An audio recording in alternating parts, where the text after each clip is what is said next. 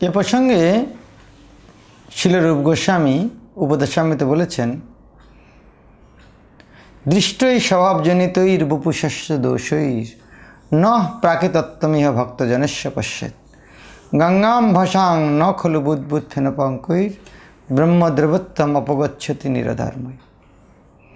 যখন আমরা দেখি গঙ্গার জল কখনো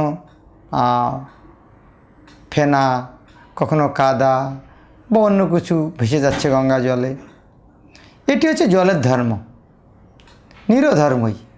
কিন্তু জলের আরেকটি আধ্যাত্মিক গুণ হচ্ছে গঙ্গার জলের, সেটি ভগবানের চরণ কমলকে স্পর্শ করে এসেছে।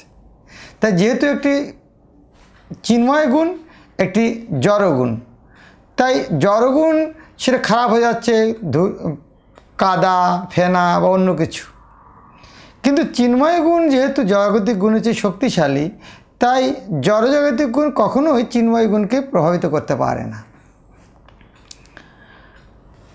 তাই সাধু ব্যক্তি কী করেন, সে গঙ্গা জলে স্নান করে নিজকে পবিত্র করেন। তাই অনুরূপভাবে যমুনা ভগবানের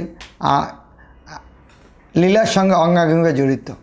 যদিও জাগতিক বিচারে যমুনাকে কলুষিত করা হচ্ছে, কিন্তু তার অর্থ এই নয় তার আধ্যাত্মিক ক্ষমতা জাগতিক কোনো বিষয়ে তার আধ্যাত্মিক ক্ষমতাকে কমাতে পারে।